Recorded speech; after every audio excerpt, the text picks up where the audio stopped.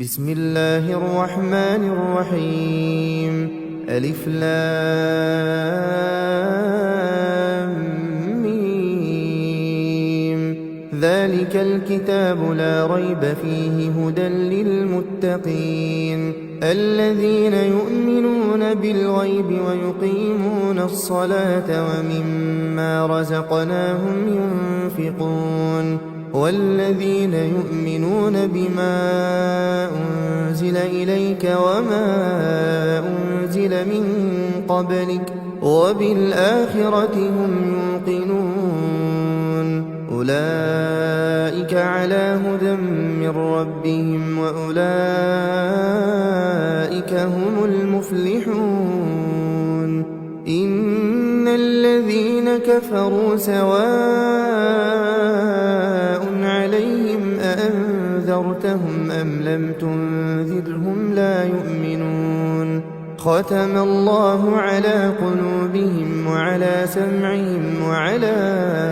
أبصارهم غشاوة ولهم عذاب عظيم. ومن الناس من يقول آمنا بالله وباليوم الآخر وما هم بمؤمنين يخادعون الله والذين آمنوا وما يخدعون إلا أنفسهم وما يشعرون. في قلوبهم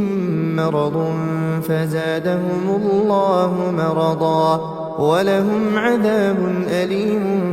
بما كانوا يكذبون. وإذا قيل لهم لا تفسدوا في الأرض قالوا إنما نحن مصلحون ألا إنهم هم المفسدون ولكن لا يشعرون. وإذا قيل لهم آمنوا كما آمن الناس قالوا أنؤمن كما آمن السفهاء ألا إنهم هم السفهاء ولكن لا يعلمون. وإذا لقوا الذين آمنوا قالوا آمنا وإذا خلوا إلى شياطينهم قالوا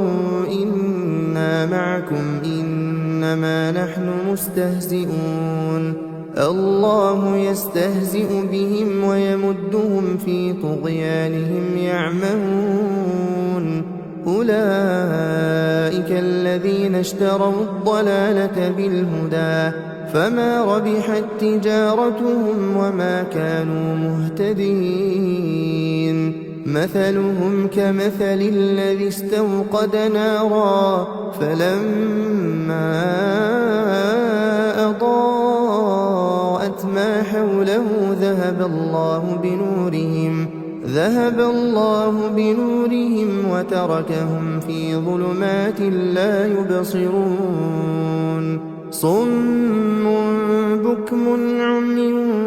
فهم لا يرجعون. أو كصيب من السماء فيه ظلمات ورعد وبرق يجعلون أصابعهم في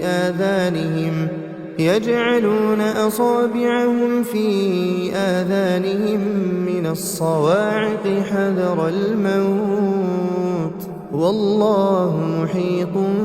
بالكافرين. يكاد البرق يخطف أبصارهم كلما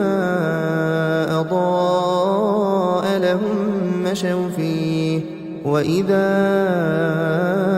أظلم عليهم قاموا ولو شاء الله لذهب بسمعهم وأبصارهم إن الله على كل شيء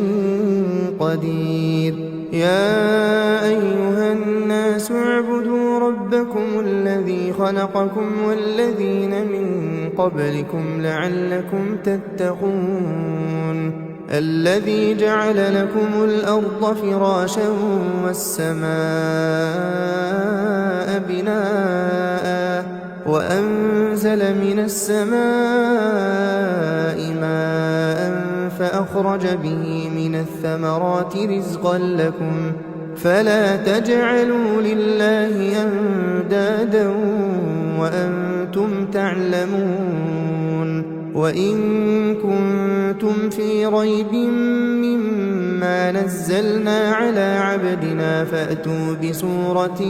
من مثله وادعوا شهداءكم من دون الله إن كنتم صادقين فإن لم تفعلوا ولن تفعلوا فاتقوا النار التي وقودها الناس والحجارة أعدت للكافرين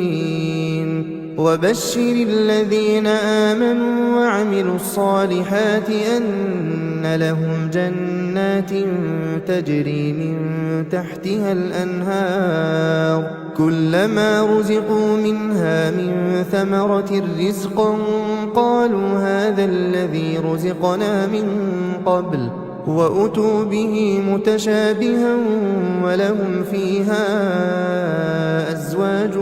مطهرة وهم فيها خالدون إن الله لا يستحيي أن يضرب مثلا ما بعوضة فما فوقها فأما الذين آمنوا فيعلمون أنه الحق من ربهم وأما الذين كفروا فيقولون ماذا أراد الله بهذا مثلا يضل به كثيرا ويهدي به كثيرا وما يضل به إلا الفاسقين الذين ينقضون عهد الله من بعد ميثاقه ويقطعون ما أمر الله به أن يوصل ويفسدون في الأرض أولئك هم الخاسرون كيف تكفرون بالله وكنتم أمواتا فأحياكم ثم يميتكم ثم يحييكم ثم إليه ترجعون هو الذي خلق لكم ما في الأرض جميعا ثم استوى إلى السماء فسواهن 7 سماوات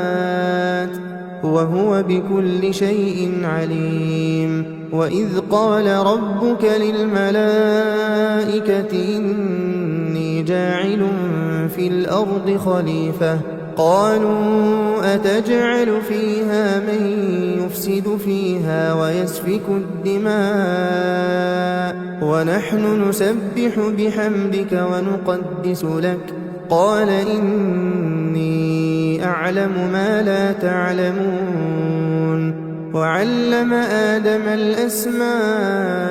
كلها ثم عرضهم على الملائكة فقال أنبئوني بأسماء هؤلاء إن كنتم صادقين قالوا سبحانك لا علم لنا إلا ما علمتنا إنك أنت العليم الحكيم قال يا آدم أنبئهم بأسمائهم فلما أنبأهم بأسمائهم قال ألم أقل لكم إني أعلم غيب السماوات والأرض وأعلم ما تبدون وما كنتم تكتمون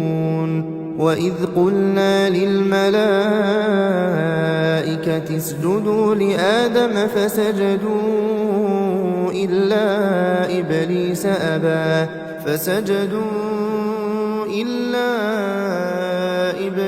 أبى واستكبر وكان من الكافرين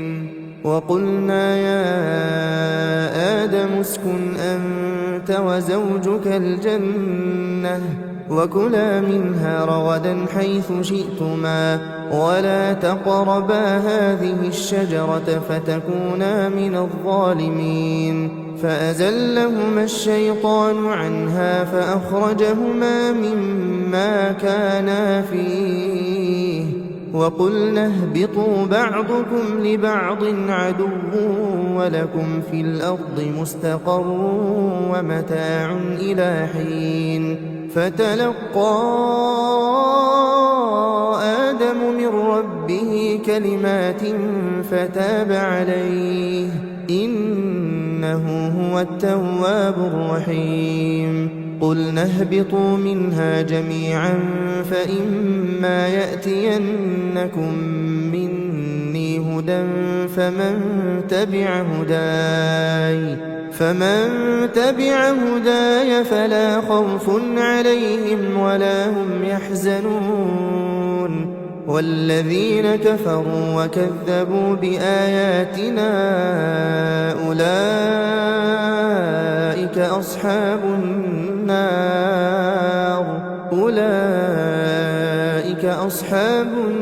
النار هم فيها خالدون يا بني إسرائيل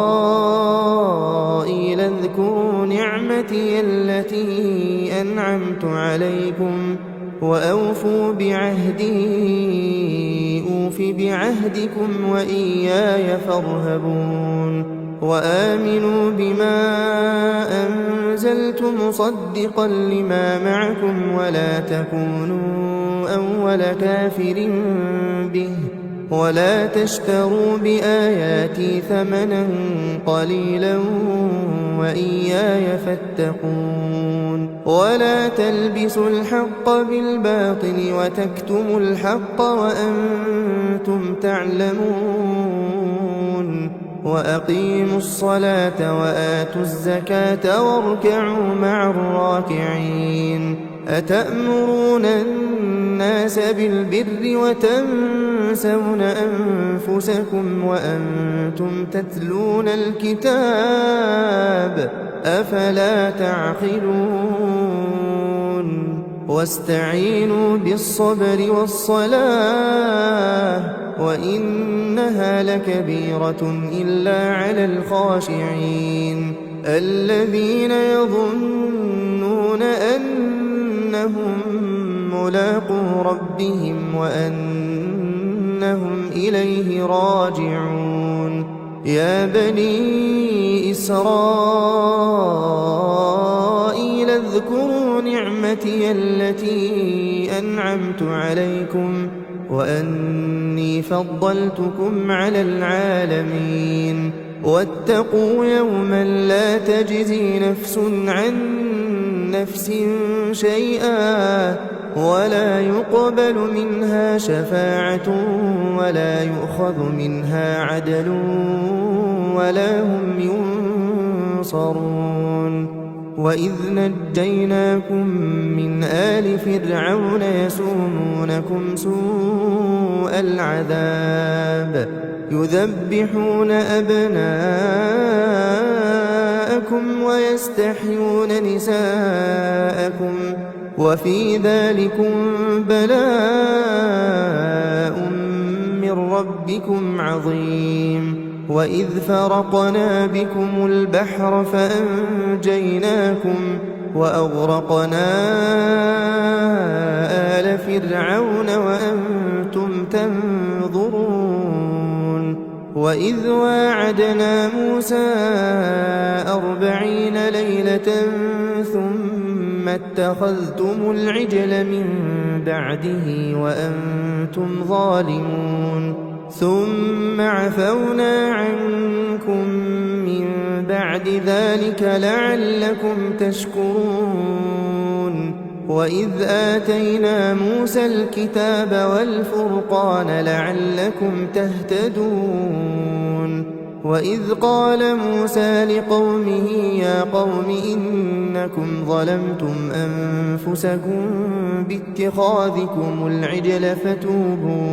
فتوبوا إلى بارئكم فاقتلوا أنفسكم ذلكم خير لكم عند بارئكم فتاب عليكم إنه هو التواب الرحيم وإذ قلتم يا موسى لن نؤمن لك حتى نرى الله جهرة فأخذتكم الصاعقة وأنتم تنظرون ثم بعثناكم من بعد موتكم لعلكم تشكرون وظللنا عليكم الغمام وأنزلنا عليكم المن والسلوى كلوا من طيبات ما رزقناكم وما ظلمونا ولكن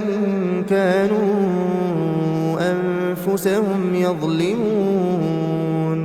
وإذ قلنا ادخلوا هذه القرية فكلوا منها حيث شئتم رغدا وادخلوا الباب سجدا وقولوا حطة نغفر لكم خطاياكم وسنزيد المحسنين فبدل الذين ظلموا قولا غير الذي قيل لهم فأنزلنا على الذين ظلموا رجزا من السماء بما كانوا يفسقون وإذ استسقى موسى لقومه فقلنا اضرب بعصاك الحجر فانفجرت منه 12 عينا قد علم كل أناس مشربهم كلوا واشربوا من رزق الله ولا تعثوا في الأرض مفسدين وإذ قلتم يا موسى لن نصبر على طعام واحد فادع لنا ربك يخرج لنا مما تنبت الأرض من بقلها وقثائها وفومها وعدسها وبصلها قال أتستبدلون الذي هو أدنى بالذي هو خير اهبطوا مصرا فإن لكم ما سألتم وضربت عليهم الذلة والمسكنة وباءوا بغضب من الله ذلك بأنهم كانوا يكفرون بآيات الله ويقتلون النبيين بغير الحق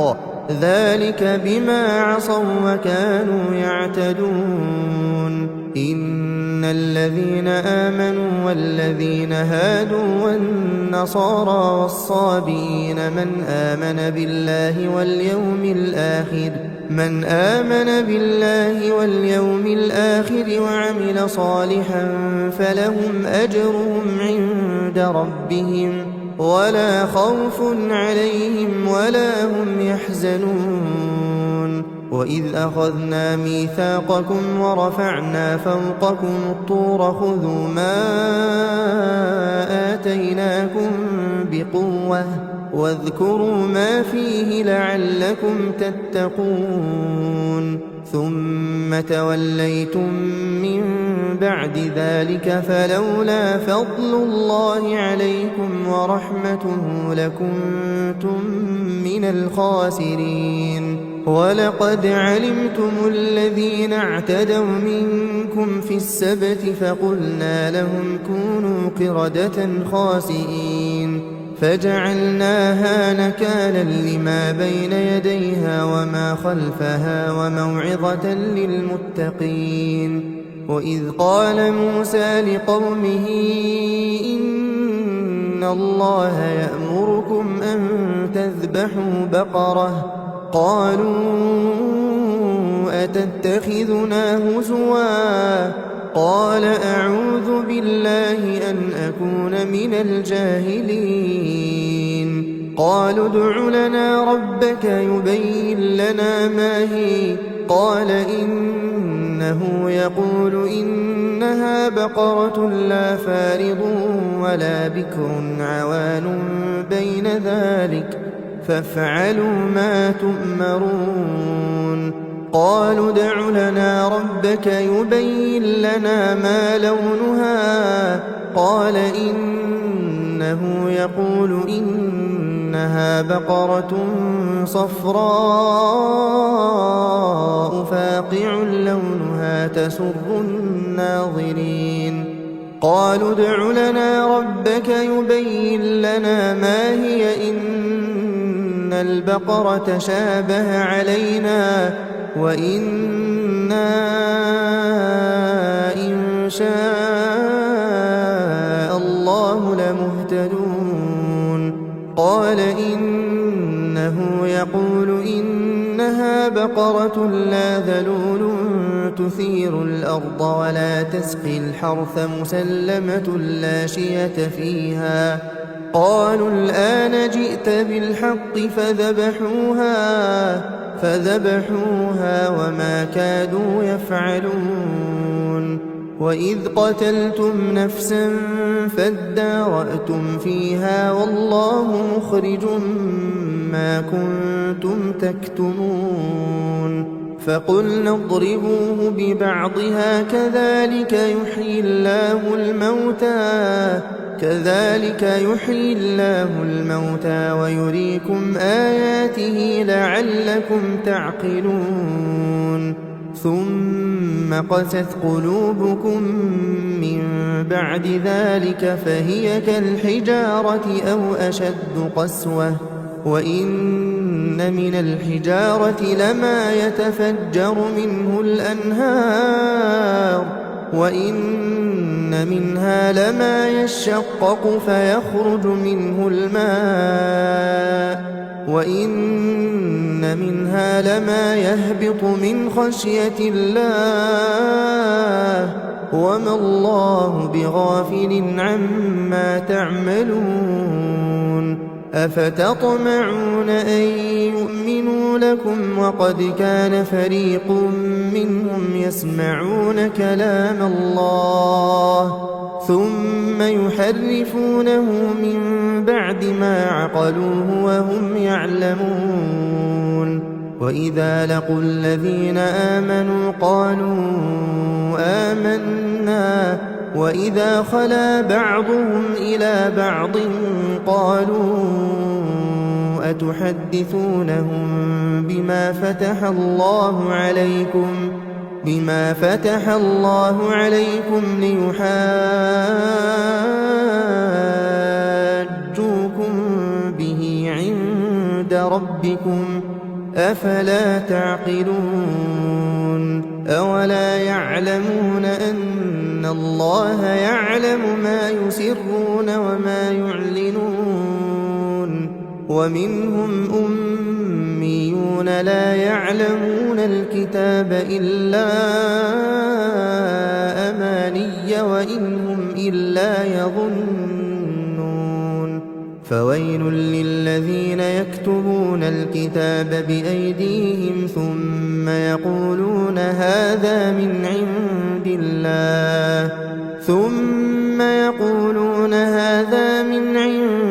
الله ليشتروا به ثمنا قليلا فويل لهم مما كتبت أيديهم وويل لهم مما يكسبون وقالوا لن تمسنا النار إلا أياما معدودة قل أتخذتم عند الله عهدا فلن يخلف الله عهده أم تقولون على الله ما لا تعلمون بلى من كسب سيئة وأحاطت به خطيئته فأولئك أصحاب النار هم فيها خالدون والذين آمنوا وعملوا الصالحات أولئك أصحاب الجنة الجنة هم فيها خالدون وإذ أخذنا ميثاق بني إسرائيل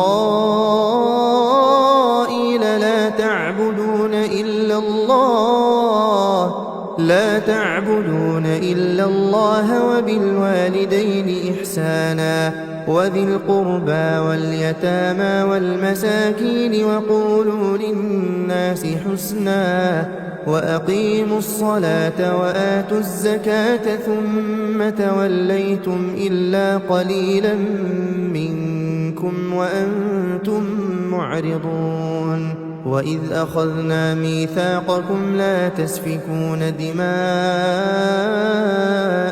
ولا تخرجون أنفسكم من دياركم ثم أقررتم وأنتم تشهدون ثم أنتم هؤلاء تقتلون أنفسكم وتخرجون فريقا منكم من ديارهم تظاهرون عليهم بالإثم والعدوان وإن يأتوكم أسارى تفادوهم وهو محرم عليكم إخراجهم أفتؤمنون ببعض الكتاب وتكفرون ببعض فما جزاء من يفعل ذلك منكم إلا خزي في الحياة الدنيا ويوم القيامة يردون إلى أشد العذاب وما الله بغافل عما تعملون أولئك الذين اشتروا الحياة الدنيا بالآخرة فلا يخفف عنهم العذاب ولا هم ينصرون ولقد آتينا موسى الكتاب وقفينا من بعده بالرسل وآتينا عيسى ابن مريم البينات وأيدناه بروح القدس أفكلما جاءكم رسول بما لا تهوى أنفسكم استكبرتم ففريقا كذبتم وفريقا تقتلون وقالوا قلوبنا غلف بل لعنهم الله بكفرهم فقليلا ما يؤمنون ولما جاءهم كتاب من عند الله مصدق لما معهم وكانوا من قبل يستفتحون على الذين كفروا فلما جاءهم ما عرفوا كفروا به فلعنة الله على الكافرين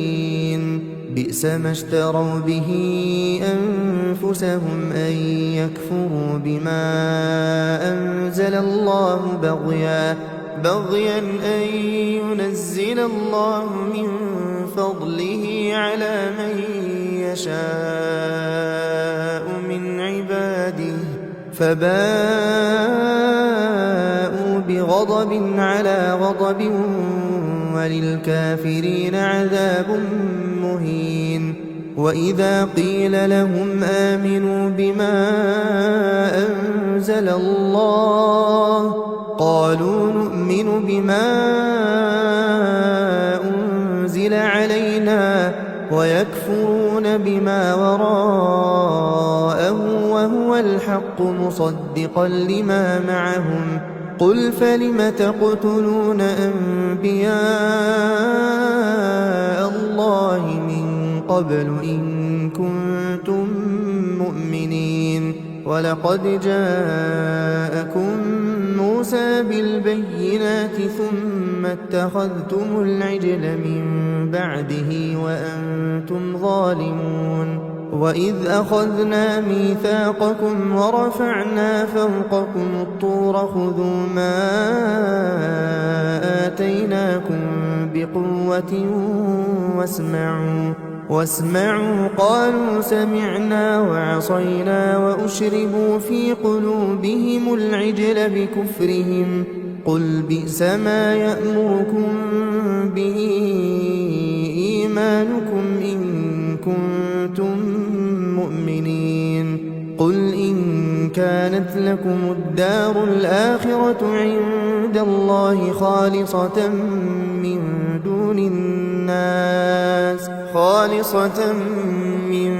دون الناس فتمنوا الموت إن كنتم صادقين ولن يتمنوه أبدا بما قدمت أيديهم والله عليم بالظالمين ولتجدنهم أحرص الناس على حياة ومن الذين أشركوا يود أحدهم لو يعمر 1000 سنة وما هو بمزحزحه من العذاب أن يعمر والله بصير بما يعملون قل من كان عدوا لجبريل فإنه نزله على قلبك بإذن الله مصدقا لما بين يديه وهدى وبشرى للمؤمنين من كان عدوا لله وملائكته ورسله وجبريل وميكال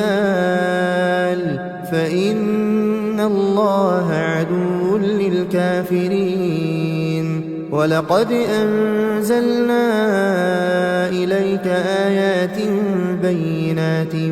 وما يكفر بها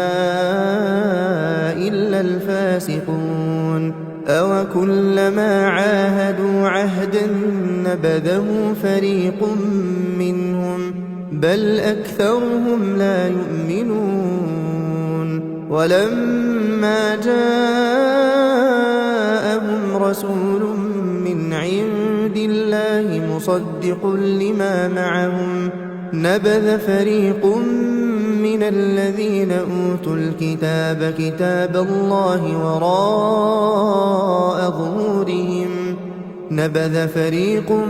من الذين أوتوا الكتاب كتاب الله وراء ظهورهم كأنهم لا يعلمون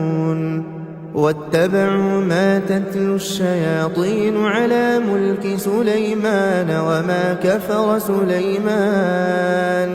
وما كفر سليمان ولكن الشياطين كفروا يعلمون الناس السحر وما أنزل على الملكين ببابل هاروت وماروت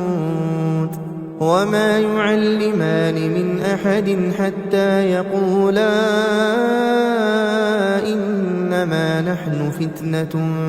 فلا تكفر فيتعلمون منهما ما يفرقون به بين المرء وزوجه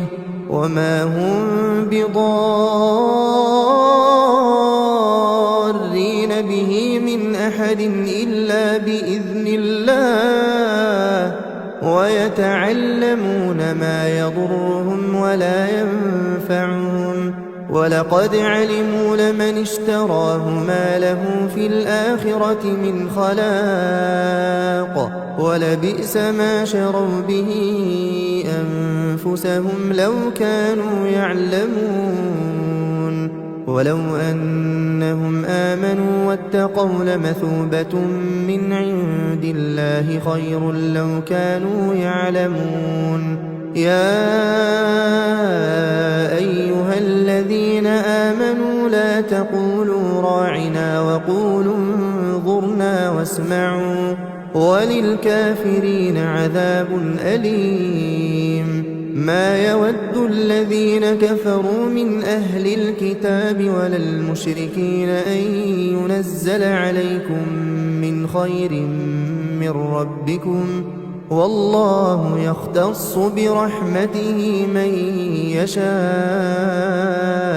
والله ذو الفضل العظيم ما ننسخ من آية أو ننسها نأت بخير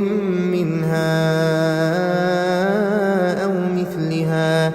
ألم تعلم أن الله على كل شيء قدير ألم تعلم أن الله له ملك السماوات والأرض وما لكم من دون الله من ولي ولا نصير أم تريدون أن تسألوا رسولكم كما سئل موسى من قبل ومن يتبدل الكفر بالإيمان فقد ضل سواء السبيل ود كثير من أهل الكتاب لو يردونكم من بعد إيمانكم كفارا حسدا من عند أنفسهم من بعد ما تبين لهم الحق فاعفوا واصفحوا حتى يأتي الله بأمره إن الله على كل شيء قدير وأقيموا الصلاة وآتوا الزكاة وما تقدموا لأنفسكم من خير تجدوه عند الله إن الله بما تعملون بصير وقالوا لن يدخل الجنة إلا من كان هودا أو نصارى تلك أمانيهم قل هاتوا برهانكم إن كنتم صادقين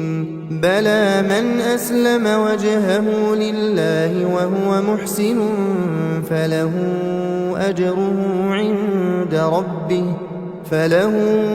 أجره عند ربه ولا خوف عليهم ولا هم يحزنون وقالت اليهود ليست النصارى على شيء وقالت النصارى ليست اليهود على شيء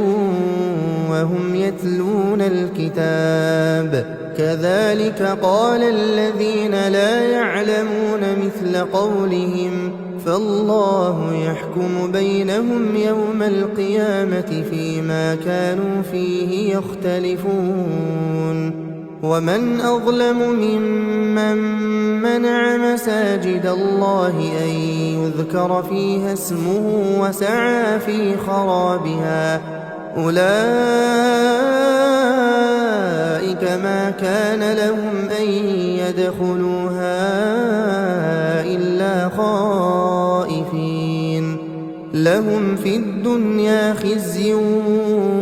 ولهم في الآخرة عذاب عظيم ولله المشرق والمغرب فأينما تولوا فثم وجه الله إن الله واسع عليم وقالوا اتخذ الله ولدا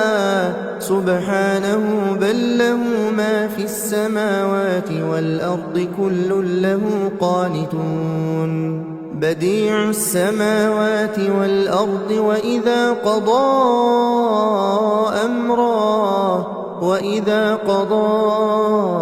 أمرا فإنما يقول له كن فيكون وقال الذين لا يعلمون لولا يكلمنا الله أو تأتينا آية كذلك قال الذين من قبلهم مثل قولهم تشابهت قلوبهم قد بينا الآيات لقوم يوقنون إنا أرسلناك بالحق بشيرا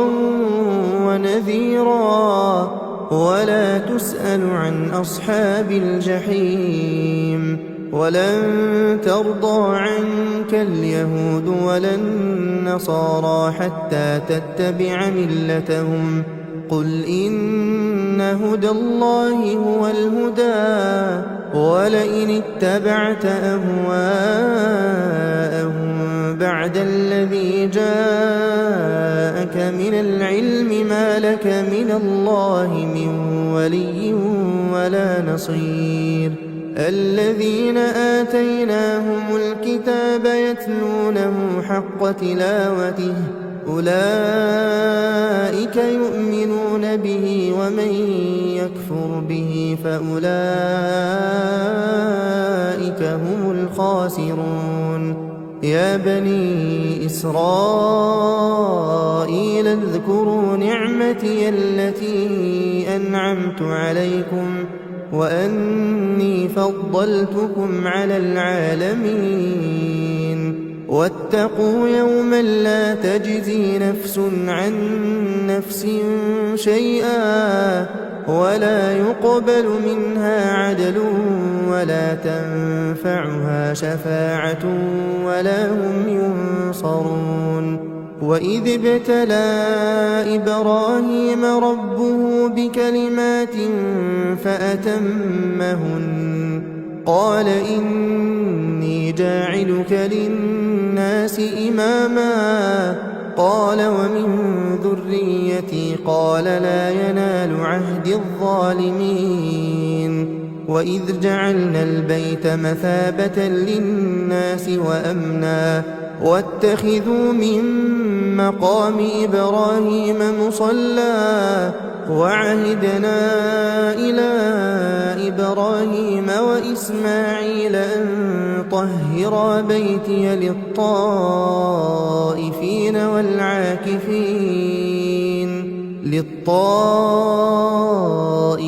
والعاكفين والركع السجود وإذ قال إبراهيم رب اجعل هذا بلدا آمنا وارزق أهله من الثمرات من آمن منهم بالله واليوم الآخر قال ومن كفر فأمتعه قليلا ثم أضطره إلى عذاب النار وبئس المصير وإذ يرفع إبراهيم القواعد من البيت وإسماعيل ربنا تقبل منا إنك أنت السميع العليم ربنا واجعلنا مسلمين لك ومن ذريتنا أمة مسلمة لك وأرنا مناسكنا وتب علينا إنك أنت التواب الرحيم ربنا وابعث فيهم رسولا منهم يتلو عليهم آياتك ويعلمهم الكتاب والحكمة ويزكيهم إنك أنت العزيز الحكيم ومن يرغب عن ملة إبراهيم إلا من سفه نفسه ولقد اصطفيناه في الدنيا وإنه في الآخرة لمن الصالحين إذ قال له ربه أسلم قال أسلمت لرب العالمين ووصى بها إبراهيم بنيه ويعقوب يا بني إن الله اصطفى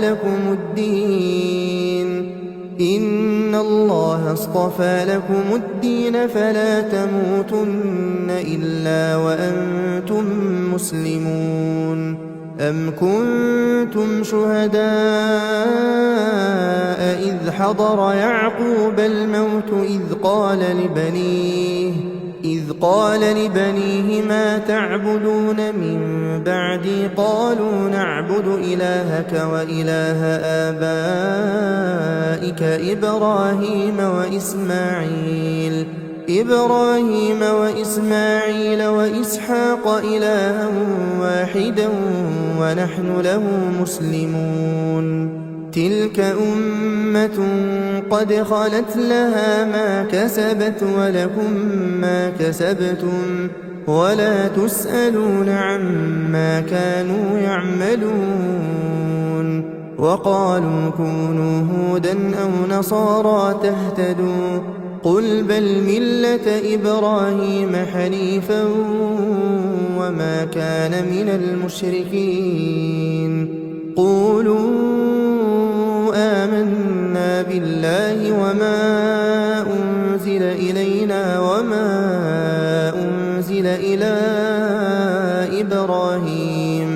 وما أنزل إلى إبراهيم وإسماعيل وإسحاق ويعقوب والأسباط وما أوتي موسى وعيسى وما أوتي النبيون من ربهم لا نفرق بين أحد منهم ونحن له مسلمون فإن آمنوا بمثل ما آمنتم به فقد اهتدوا وإن تولوا فإنما هم في شقاق فسيكفيكهم الله وهو السميع العليم صبغة الله ومن أحسن من الله صبغة ونحن له عابدون قل أتحاجوننا في الله وهو ربنا وربكم ولنا أعمالنا ولكم أعمالكم ونحن له مخلصون أم تقولون إن إبراهيم وإسماعيل وإسحاق ويعقوب والأسباط كانوا هودا أو نصارى قل أأنتم أعلم أم الله ومن أظلم ممن كتم شهادة عنده من الله وما الله بغافل عما تعملون تلك أمة قد خلت لها ما كسبت ولكم ما كسبتم ولا تسألون عما كانوا يعملون سيقول السفهاء من الناس ما ولاهم عن قبلتهم التي كانوا عليها قل لله المشرق والمغرب يهدي من يشاء إلى صراط مستقيم وكذلك جعلناكم أمة وسطا لتكونوا شهداء على الناس ويكون الرسول عليكم شهيدا وما جعلنا القبلة التي كنت عليها إلا لنعلم من يتبع الرسول ممن ينقلب على عقبيه وإن كانت لكبيرة إلا على الذين هدى الله وما كان الله ليضيع إيمانكم إن الله بالناس لرءوف رحيم قد نرى تقلب وجهك في السماء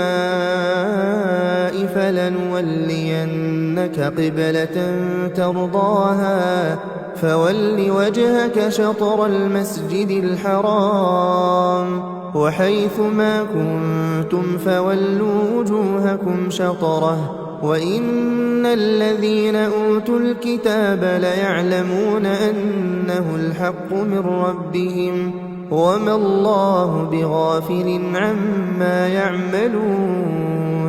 ولئن أتيت الذين أوتوا الكتاب بكل آية ما تبعوا قبلتك وما أنت بتابع قبلتهم وما بعضهم بتابع قبلة بعض ولئن اتبعت أهواءهم من بعد ما جاءك من العلم إنك إذا لمن الظالمين. الذين آتيناهم الكتاب يعرفونه كما يعرفون أبناءهم وإن فريقا منهم ليكتمون الحق وهم يعلمون. الحق من ربك فلا تكونن من الممترين. ولكل وجهة هو موليها فاستبقوا الخيرات أينما تكونوا يأت بكم الله جميعا إن الله على كل شيء قدير. ومن حيث خرجت فول وجهك شطر المسجد الحرام وإنه للحق من ربك وما الله بغافل عما تعملون. ومن حيث خرجت فول وجهك شطر المسجد الحرام وحيث ما كنتم فولوا وجوهكم شطره لئلا يكون للناس عليكم حجة إلا الذين ظلموا منهم فلا تخشوهم واخشوني ولأتم نعمتي عليكم ولعلكم تهتدون. كما أرسلنا فيكم رسولا منكم يتلو عليكم آياتنا ويزكيكم ويعلمكم الكتاب والحكمة ويعلمكم ما لم تكونوا تعلمون. فاذكروني أذكركم واشكروا لي ولا تكفرون. يا أيها الذين آمنوا استعينوا بالصبر والصلاة إن الله مع الصابرين. ولا تقولوا لمن يقتل في سبيل الله أموات بل أحياء ولكن لا تشعرون. ولنبلونكم بشيء من الخوف والجوع ونقص من الأموال والأنفس والثمرات وبشر الصابرين الذين إذا أصابتهم مصيبة قالوا إنا لله وإنا إليه راجعون. أولئك عليهم صلوات من ربهم ورحمة وأولئك هم المهتدون. إن الصفا والمروة من شعائر الله فمن حج البيت أو اعتمر فلا جناح عليه أن يطوف بهما ومن تطوع خيرا فإن الله شاكر عليم. إن الذين يكتمون ما أنزلنا من البينات والهدى من بعد ما بيناه للناس في الكتاب أولئك يلعنهم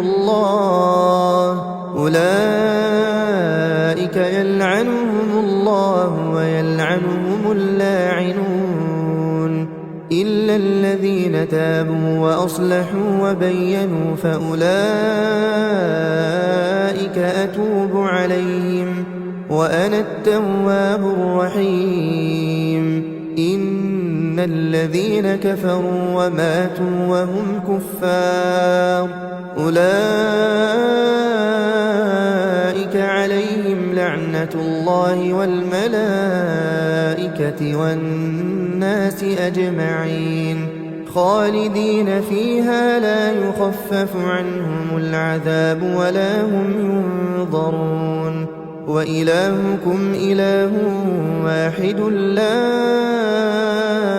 إله إلا هو الرحمن الرحيم إن في خلق السماوات والأرض واختلاف الليل والنهار والفلك التي تجري في البحر بما ينفع الناس وما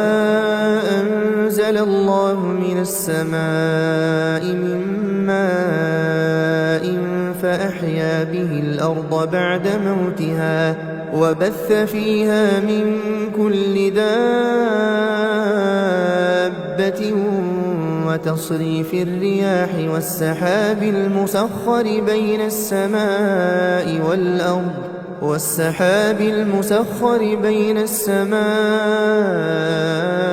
والأرض لآيات لقوم يعقلون ومن الناس من يتخذ من دون الله أندادا يحبونهم كحب الله والذين آمنوا أشد حبا لله ولو يرى الذين ظلموا إذ يرون العذاب أن القوة لله جميعا وأن الله شديد العذاب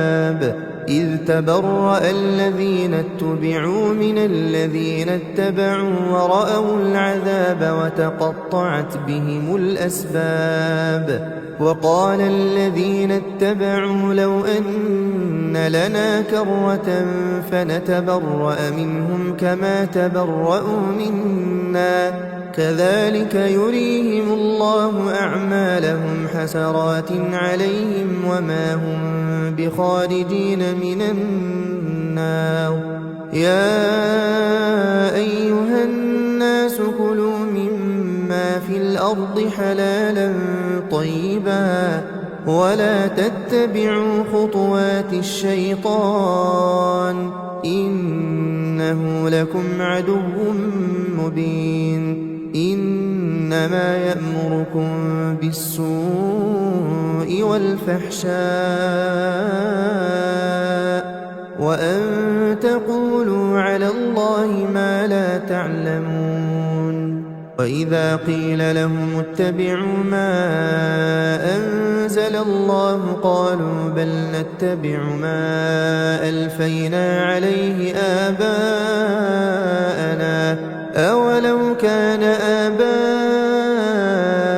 لا يعقلون شيئا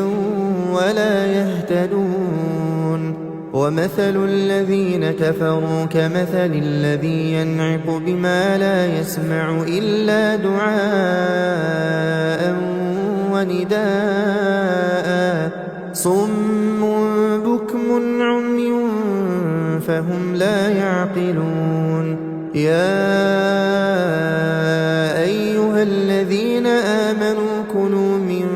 طيبات ما رزقناكم واشكروا لله إن كنتم إياه تعبدون إنما حرم عليكم الميتة والدم ولحم الخنزير وما أهل به لغير الله فمن اضطر غير باغ ولا عاد فلا إثم عليه إن الله غفور رحيم إن الذين يكتمون ما أنزل الله من الكتاب ويشترون به ثمنا قليلا أولئك ما يأكلون في بطونهم إلا النار ولا يكلمهم الله يوم القيامة ولا يزكيهم ولهم عذاب أليم أولئك الذين اشتروا الضلالة بالهدى والعذاب بالمغفرة فما أصبرهم على النار ذلك بأن الله نزل الكتاب بالحق وإن الذين اختلفوا في الكتاب لفي شقاق بعيد ليس البر أن تولوا وجوهكم قبل المشرق والمغرب ولكن البر من آمن بالله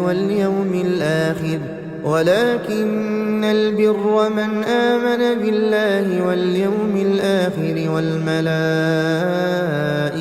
والكتاب والنبيين وآتى المال على حبه ذوي القربى واليتامى والمساكين وابن السبيل والسائلين وفي الرقاب وأقام الصلاة وآتى الزكاة والموفون بعهدهم إذا عاهدوا والصابرين في البأساء والضراء وحين البأس أولئك الذين صدقوا وأولئك هم المتقون. يا أيها الذين آمنوا كتب عليكم القصاص في القتلى الحر بالحر والعبد بالعبد والأنثى بالأنثى فمن عفي له من أخيه شيء فاتباع بالمعروف وأداء إليه بإحسان ذلك تخفيف من ربكم ورحمة فمن اعتدى بعد ذلك فله عذاب أليم. ولكم في القصاص حياة يا أولي الألباب لعلكم تتقون. كتب عليكم إذا حضر أحدكم الموت إن ترك خيرا الوصية للوالدين والأقربين بالمعروف حقا على المتقين فمن بدله بعدما سمعه فإنما إثمه على الذين يبدلونه إن الله سميع عليم. فمن خاف من موص جنفا أو إثما فأصلح بينهم فلا إثم عليه إن الله غفور رحيم. يا أيها الذين آمنوا كتب عليكم الصيام كما كتب على الذين من قبلكم لعلكم تتقون أياما معدودات فمن كان منكم مريضا أو على سفر فعدة من أيام أخر وعلى الذين يطيقونه فدية طعام مسكين فمن تطوع خيرا فهو خير له وأن تصوموا خير لكم إن كنتم تعلمون. شهر رمضان الذي أنزل فيه القرآن هدى للناس وبينات من الهدى والفرقان فمن شهد منكم الشهر فليصمه ومن كان مريضا أو على سفر فعدة من أيام أخر يريد الله بكم اليسر ولا يريد بكم العسر ولتكملوا العدة ولتكبروا الله على ما هداكم ولعلكم تشكرون. وإذا سألك عبادي عني فإني قريب أجيب دعوة الداع إذا دعان فليستجيبوا لي وليؤمنوا بي لعلهم يرشدون. أحل لكم ليلة الصيام الرفث إلى نسائكم هن لباس لكم وأنتم لباس لهن علم الله أنكم كنتم تختانون أنفسكم فتاب عليكم وعفى عنكم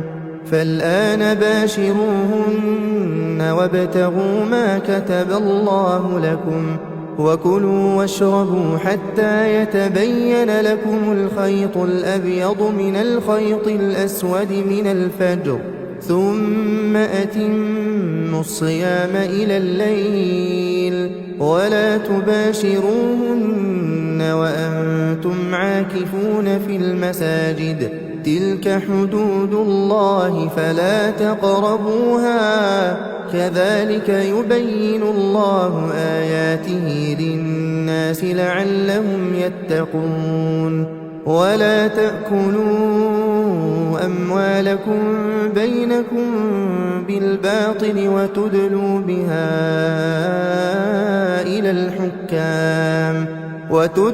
بها إلى الحكام لتأكلوا فريقا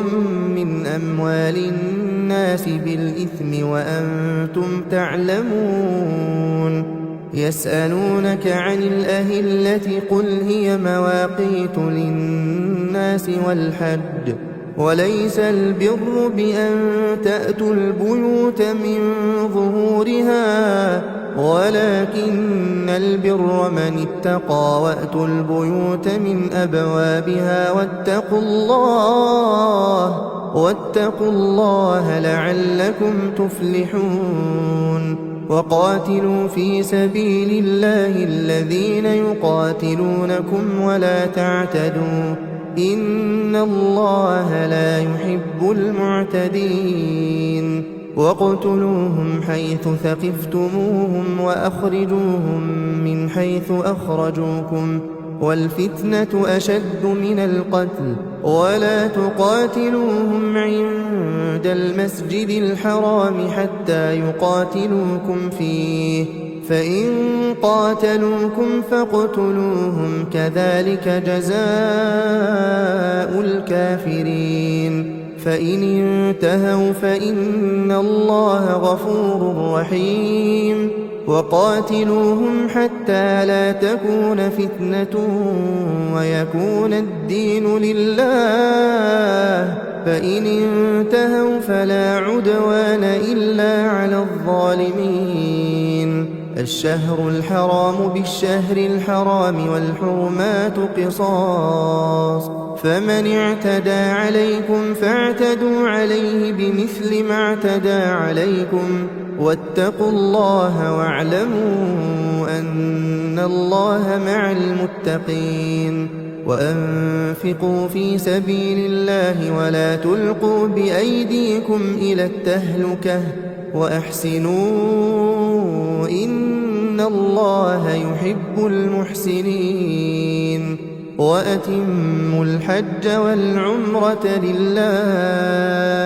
فإن أحصرتم فما استيسر من الهدي ولا تحلقوا رؤوسكم حتى يبلغ الهدي محله فمن كان منكم مريضا أو به أذى من رأسه ففدية من صيام أو صدقة أو نسك فإذا أمنتم فمن تمتع بالعمرة إلى الحج فما استيسر من الهدي فمن لم يجد فصيام 3 أيام في الحج و7 إذا رجعتم تلك 10 كاملة ذلك لمن لم يكن أهله حاضر المسجد الحرام واتقوا الله واعلموا أن الله شديد العقاب الحج أشهر معلومات فمن فرض فيهن الحج فلا رفث ولا فسوق ولا جدال في الحج وما تفعلوا من خير يعلمه الله وتزودوا فإن خير الزاد التقوى واتقون يا أولي الألباب ليس عليكم جناح أن تبتغوا فضلا من ربكم فإذا أفضتم من عرفات فاذكروا الله عند المشعر الحرام واذكروه كما هداكم وإن كنتم من قبله لمن الضالين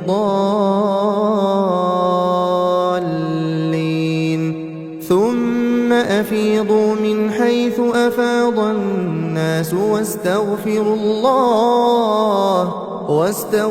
الله إن الله غفور رحيم فإذا قضيتم مناسككم فاذكروا الله كذكركم آباءكم أو أشد ذكرا فمن الناس من يقول ربنا آتنا في الدنيا وما له في الآخرة من خلاق ومنهم من يقول ربنا آتنا في الدنيا حسنة وفي الآخرة حسنة وقنا عذاب النار أولئك لهم نصيب مما كسبوا والله سريع الحساب واذكروا الله في أيام معدودات فمن تعجل في يومين فلا إثم عليه ومن تأخر فلا إثم عليه لمن اتقى واتقوا الله واعلموا أنكم إليه تحشرون ومن الناس من يعجبك قوله في الحياة الدنيا ويشهد الله على ما في قلبه وهو ألد الخصام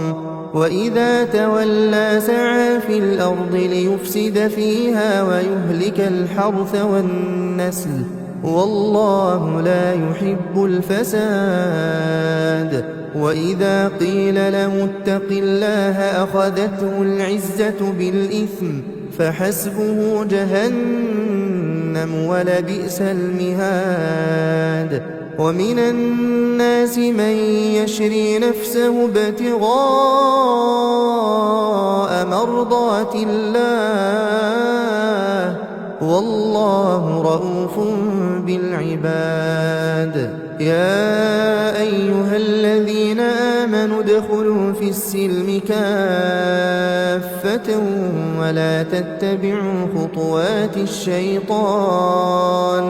ولا تتبعوا خطوات الشيطان إنه لكم عدو مبين فإن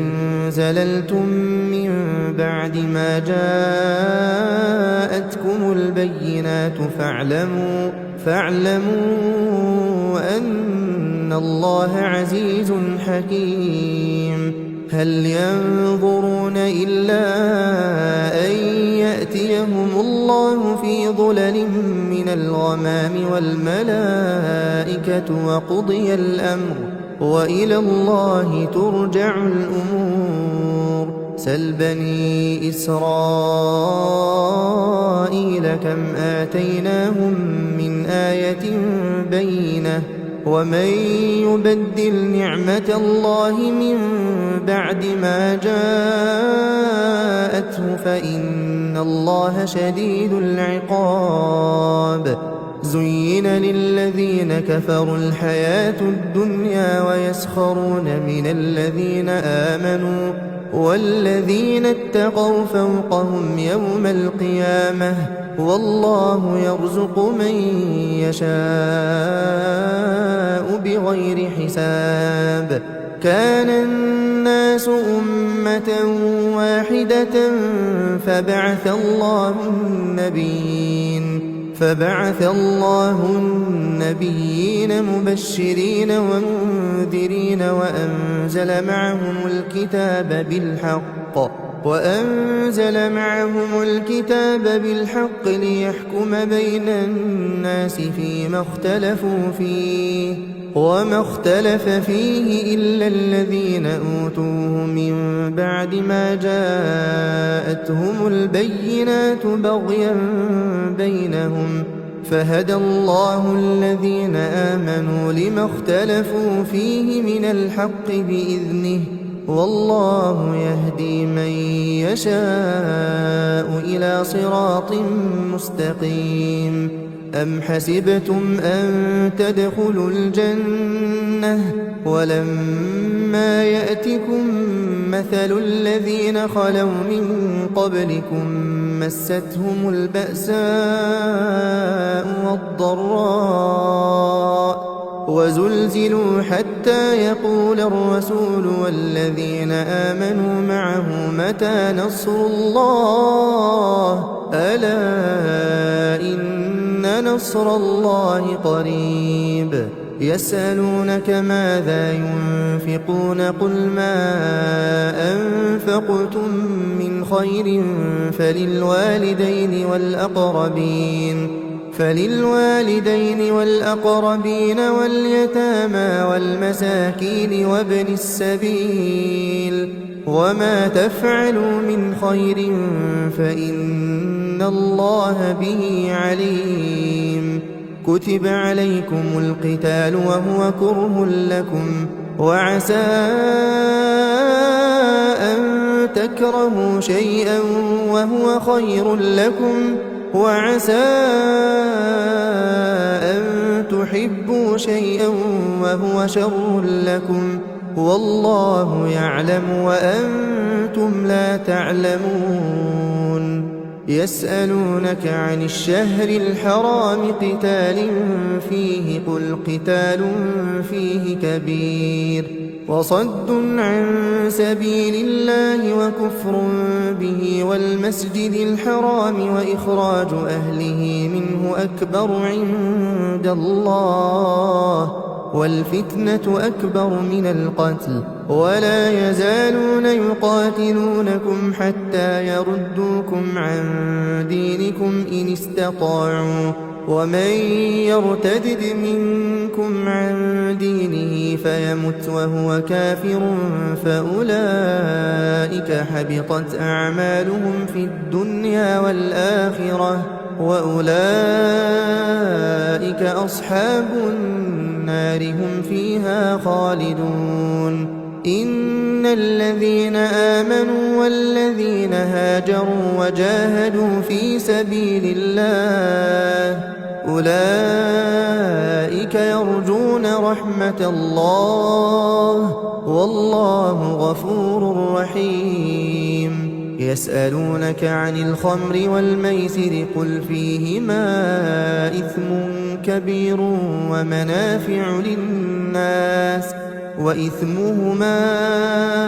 أكبر من نفعهما ويسألونك ماذا ينفقون قل العفو كذلك يبين الله لكم الآيات لعلكم تتفكرون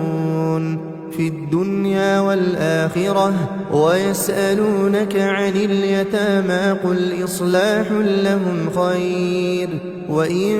تخالطوهم فإخوانكم والله يعلم المفسد من المصلح ولو شاء الله لأعنتكم إن الله عزيز حكيم ولا تنكحوا المشركات حتى يؤمن ولأمة مؤمنة خير من مشركة ولو أعجبتكم ولا تنكحوا المشركين حتى يؤمنوا ولعبد مؤمن خير من مشرك ولو أعجبكم أولئك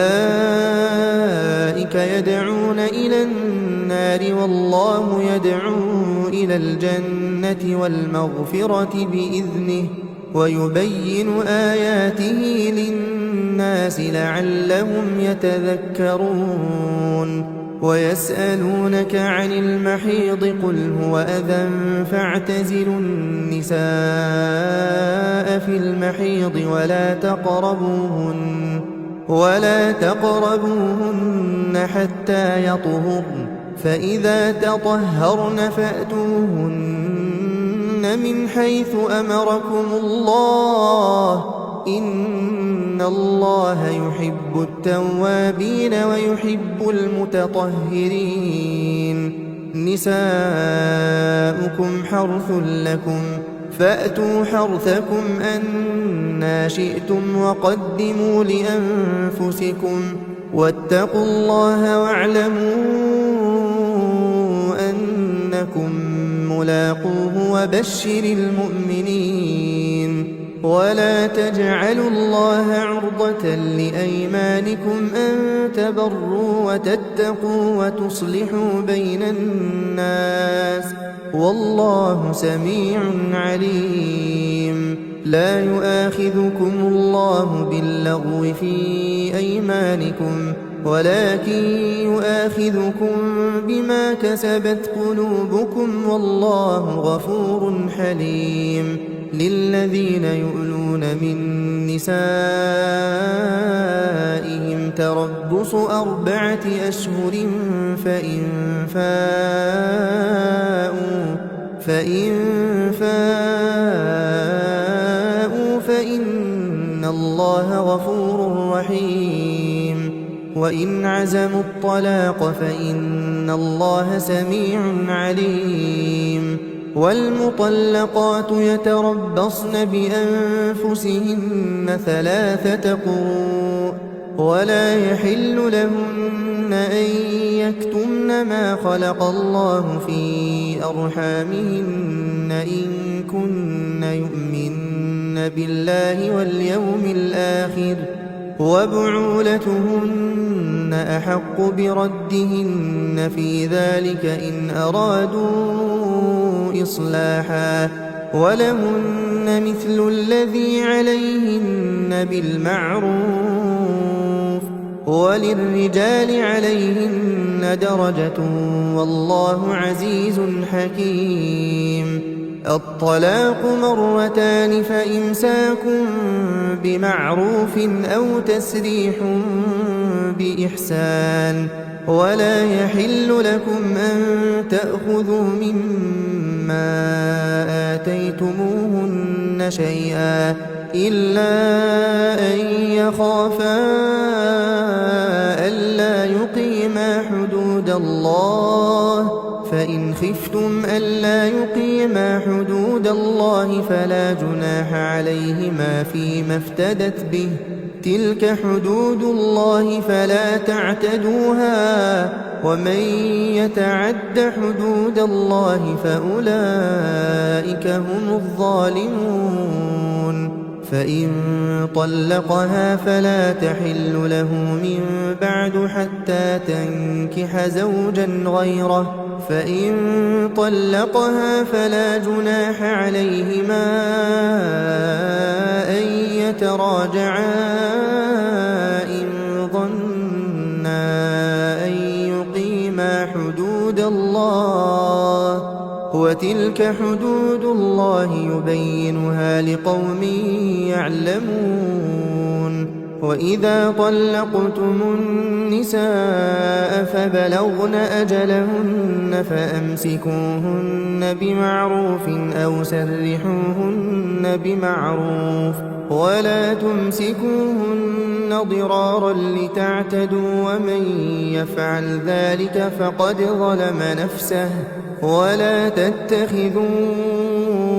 آيات الله هزوا واذكروا نعمة الله عليكم وما أنزل عليكم من الكتاب والحكمة يعظكم به واتقوا الله واعلموا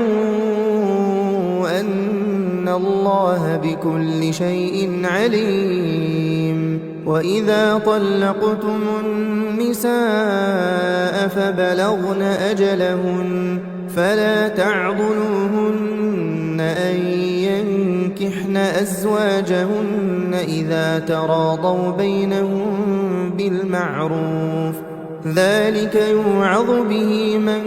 كان منكم يؤمن بالله واليوم الآخر ذلكم أزكى لكم وأطهر والله يعلم وأنتم لا تعلمون والوالدات يرضعن أولادهن حولين كاملين لمن أراد أن يتم الرضاعة وعلى المولود له رزقهن وكسوتهن بالمعروف لا تكلف نفس إلا وسعها لا تضار والدة بولدها ولا مولود له بولده وعلى الوارث مثل ذلك فإن أرادا فصالا عن تراض منهما وتشاور فلا جناح عليهما وإن أردتم أن تسترضعوا أولادكم فلا جناح عليكم إذا سلمتم ما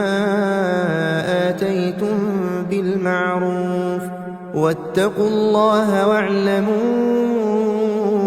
أن الله بما تعملون بصير والذين يتوفون منكم ويذرون أزواجا يتربصن بأنفسهن 4 أشهر وعشرا فإذا بلغن أجلهن فلا جناح عليكم فيما فعلن في أنفسهن بالمعروف والله بما تعملون خبير ولا جناح عليكم فيما عرضتم به من خطبة النساء أو أكننتم في أنفسكم علم الله أنكم ستذكرونهن ولكن لا تواعدوهن سرا إلا أن تقولوا قولا معروفا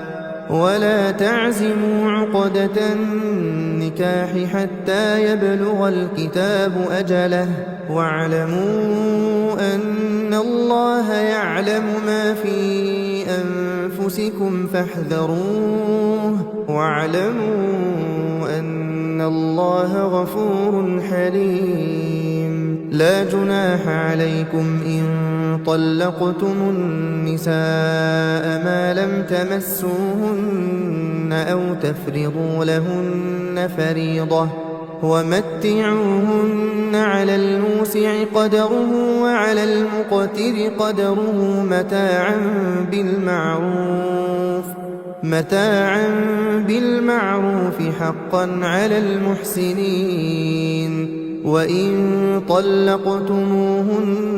من قبل أن تمسوهن وقد فرضتم لهن فريضة فنصف ما فرضتم إلا أن يعفون أو يعفو الذي بيده عقدة النكاح وأن تعفوا أقرب للتقوى ولا تنسوا الفضل بينكم إن الله بما تعملون بصير حافظوا على الصلوات والصلاة الوسطى وقوموا لله قانتين فإن خفتم فرجالا أو ركبانا فإذا أمنتم فاذكروا الله كما علمكم ما لم تكونوا تعلمون والذين يتوفون منكم ويذرون أزواجا وصية لأزواجهم متاعا إلى الحول غير إخراج فإن خرجن فلا جناح عليكم فيما فعلن في أنفسهن من معروف والله عزيز حكيم وللمطلقات متاع بالمعروف حقا على المتقين كذلك يبين الله لكم آياته لعلكم تعقلون ألم تر إلى الذين خرجوا من ديارهم وهم ألوف حذر الموت فقال لهم الله موتوا ثم أحياهم إن الله لذو فضل على الناس ولكن أكثر الناس لا يشكرون وقاتلوا في سبيل الله واعلموا أن الله سميع عليم من ذا الذي يقرض الله قرضا حسنا فيضاعفه له أضعافا كثيرة والله يقبض ويبسط وإليه ترجعون ألم تر إلى الملأ من بني إسرائيل من بعد موسى إذ قالوا لنبي له بعث لنا ملكا نقاتل في سبيل الله قال هل عسيتم إن كتب عليكم القتال ألا تقاتلوا قالوا وما لنا ألا نقاتل في سبيل الله وقد أخرجنا من ديارنا وأبنائنا فلما كتب عليهم القتال تولوا إلا قليلا منهم والله عليم بالظالمين وقال لهم نبيهم إن الله قد بعث لكم طالوت ملكا قالوا أنى يكون له الملك علينا ونحن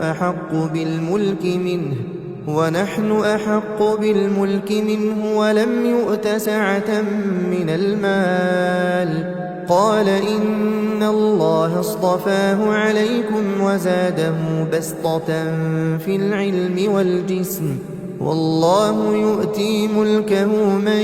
يشاء والله واسع عليم وقال لهم نبيهم إن آية ملكه أن يأتيكم التابوت فيه سكينة من ربكم وبقية مما ترك آل موسى وآل هارون تحمله الملائكة إن في ذلك لآية لكم إن كنتم مؤمنين فلما فصل طالوت بالجنود قال إن الله مبتليكم بنهر فمن شرب منه فليس مني ومن لم يطعمه فإنه مني إلا من اغترف غرفة بيده فشربوا منه إلا قليلا منهم فلما جاوزه هو والذين آمنوا معه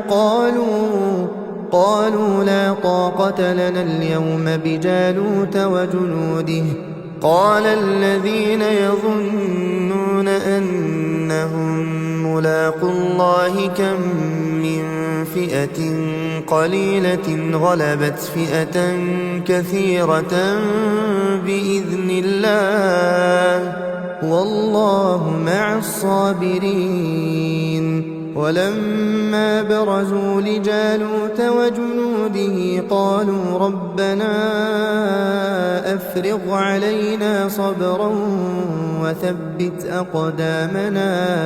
وثبت أقدامنا وانصرنا على القوم الكافرين فهزموهم بإذن الله وقتل داود جالوت وآتاه الله الملك والحكمة وعلمه مما يشاء ولولا دفع الله الناس بعضهم ببعض لفسدت الأرض ولكن الله ذو فضل على العالمين تلك آيات الله نتلوها عليك بالحق وإنك لمن المرسلين تلك الرسل فضلنا بعضهم على بعض منهم من كلم الله ورفع بعضهم درجات وآتينا عيسى ابن مريم البينات وأيدناه بروح القدس ولو شاء الله ما اقتتل الذين من بعدهم من بعد ما جاءتهم البينات ولكن اختلفوا فمنهم من آمن ومنهم من كفر ولو شاء الله ما اقتتلوا ولكن الله يفعل ما يريد يا أيها الذين آمنوا أنفقوا مما رزقناكم من قبل أن يأتي يوم لا بيع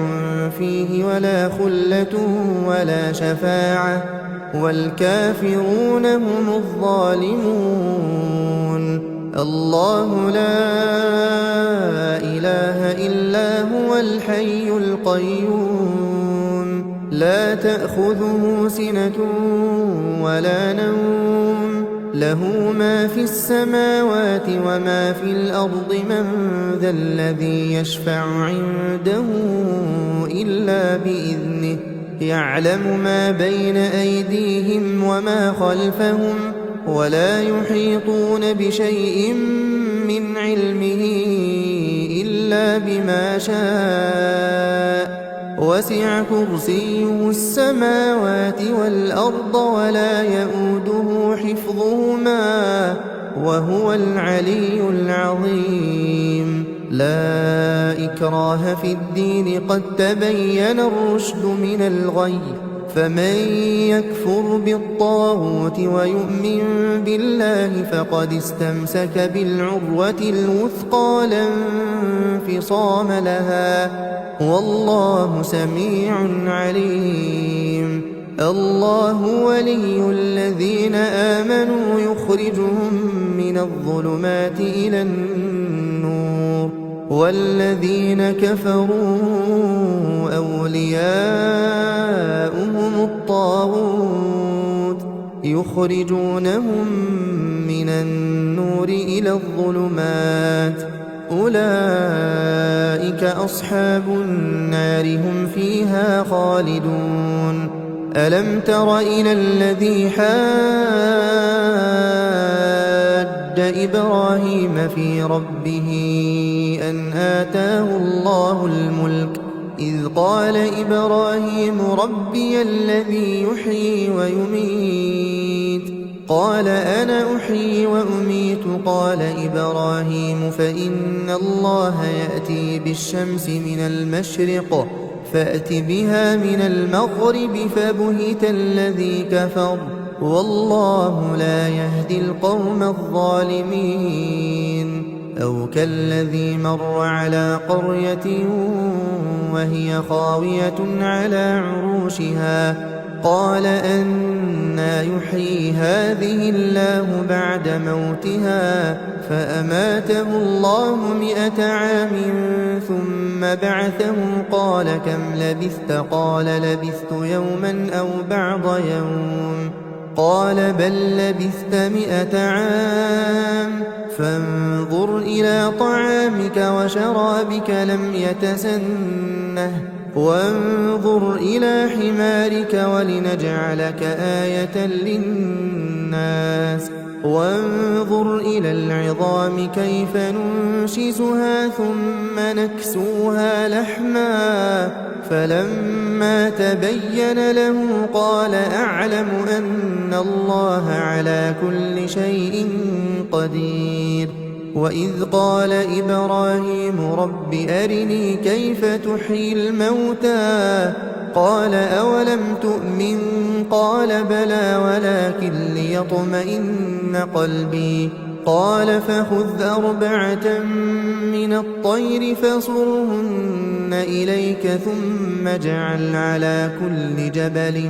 منهن جزءا ثم ادعهن يأتينك سعيا واعلم أن الله عزيز حكيم مثل الذين ينفقون أموالهم في سبيل الله كمثل حبة أنبتت 7 سنابل في كل سنبلة 100 حبة والله يضاعف لمن يشاء والله واسع عليم الذين ينفقون أموالهم في سبيل الله ثم لا يتبعون ما أنفقوا منا ولا أذى لهم أجرهم عند ربهم ولا خوف عليهم ولا هم يحزنون قول معروف ومغفرة خير من صدقة يتبعها أذى والله غني حليم يا أيها الذين آمنوا لا تبطلوا صدقاتكم بالمن والأذى كالذي ينفق ماله رئاء الناس ولا يؤمن بالله واليوم الآخر فمثله كمثل صفوان عليه تراب فأصابه وابل فتركه صلدا لا يقدرون على شيء مما كسبوا والله لا يهدي القوم الكافرين ومثل الذين ينفقون أموالهم ابتغاء مرضات الله وتثبيتا من أنفسهم كمثل جنة بربوة أصابها وابل فآتت أكلها ضعفين فإن لم يصبها وابل فطل والله بما تعملون بصير أيود أحدكم أن تكون له جنة من نخيل وأعناب تجري من تحتها الأنهار له فيها من كل الثمرات وأصابه الكبر وله ذرية ضعفاء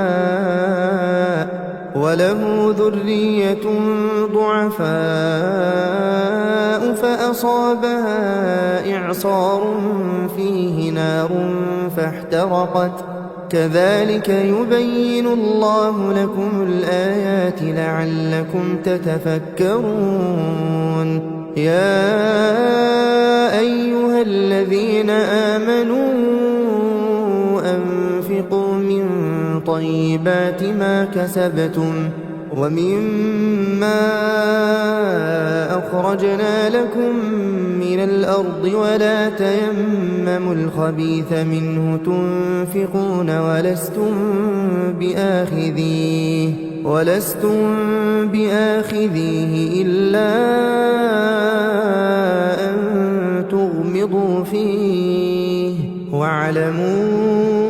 أن الله غني حميد الشيطان يعدكم الفقر ويأمركم بالفحشاء والله يعدكم مغفرة منه وفضلا والله واسع عليم يؤتي الحكمة من يشاء ومن يؤت الحكمة فقد أوتي خيرا كثيرا وما يذكر إلا أولو الألباب وما أنفقتم من نفقة أو نذرتم من نذر فإن الله يعلمه وما للظالمين من أنصار إن تبدوا الصدقات فنعما هي وإن تخفوها وتؤتوها الفقراء فهو خير لكم ويكفر عنكم من سيئاتكم والله بما تعملون خبير ليس عليك هداهم ولكن الله يهدي من يشاء وما تنفقوا من خير فلأنفسكم وما تنفقون إلا ابتغاء وجه الله وما تنفقوا من خير يوفى إليكم وأنتم لا تظلمون للفقراء الذين أحصروا في سبيل الله لا يستطيعون ضربا في الأرض يحسبهم الجاهل أغنياء من التعفف تعرفهم بسيماهم لا يسألون الناس إلحافا وما تنفقوا من خير فإن الله به عليم الذين ينفقون أموالهم بالليل والنهار سرا وعلانية فلهم أجرهم عند ربهم ولا خوف عليهم ولا هم يحزنون الذين يأكلون الربا لا يقومون إلا كما يقوم الذي يتخبطه الشيطان من المس ذلك بأنهم قالوا إنما البيع مثل الربا وأحل الله البيع وحرم الربا فمن جاءه موعظة من ربه فانتهى فله ما سلف وأمره إلى الله ومن عاد فأولئك أصحاب النار هم فيها خالدون يمحق الله الربا ويربي الصدقات والله لا يحب كل كفار أثيم إن الذين آمنوا وعملوا الصالحات وأقاموا الصلاة وآتوا الزكاة لهم أجرهم عند ربهم ولا خوف عليهم ولا هم يحزنون يا أيها الذين آمنوا اتقوا الله وذروا ما بقي من الربا إن كنتم مؤمنين فإن لم تفعلوا فأذنوا بحرب من الله ورسوله وإن تبتم فلكم رؤوس أموالكم لا تظلمون ولا تظلمون وإن كان ذو عسرة فنظرة إلى ميسرة وأن تصدقوا خير لكم إن كنتم تعلمون واتقوا يوما ترجعون فيه إلى الله ثم توفى كل نفس ما كسبت وهم لا يظلمون يا أيها الذين آمنوا إذا تداينتم بدين إلى أجل مسمى فاكتبوه وليكتب بينكم كاتب بالعدل ولا يأب كاتب أن يكتب كما علمه الله فليكتب وليملل الذي عليه الحق وليتق الله ربه ولا يبخس منه شيئا فإن كان الذي عليه الحق سفيها أو ضعيفا أو لا يستطيع أن يمل هو فليملل وليه بالعدل واستشهدوا شهيدين من رجالكم فإن لم يكونا رجلين فرجل وامرأتان ممن ترضون من الشهداء أن تضل إحداهما فتذكر إحداهما الأخرى ولا يأبى الشهداء إذا ما دعوا ولا تسأموا أن تكتبوه صغيرا أو كبيرا إلى أجله ذلكم أقسط عند الله وأقوم للشهادة وأدنى ألا ترتابوا إلا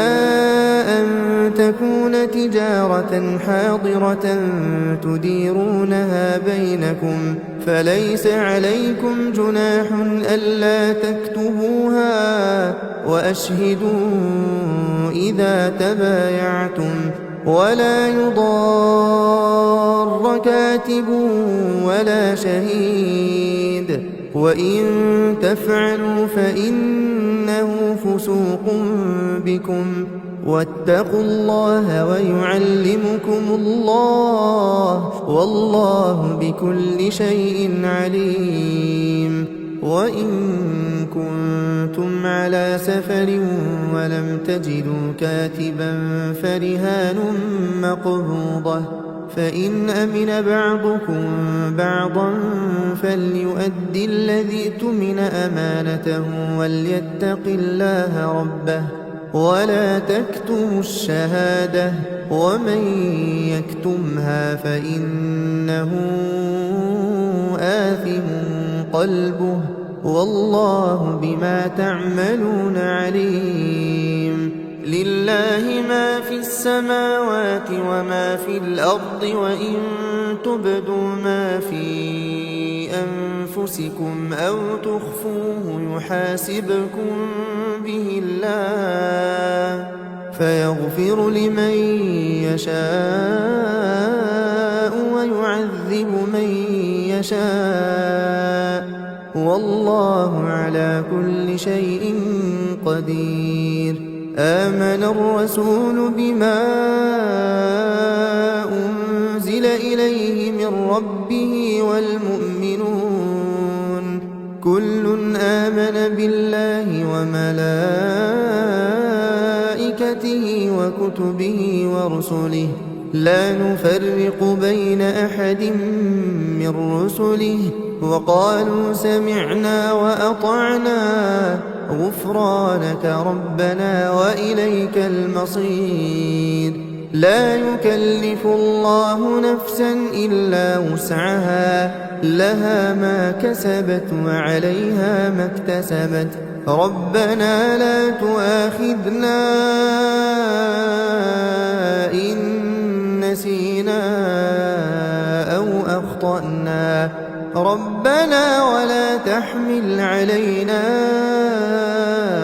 إصرا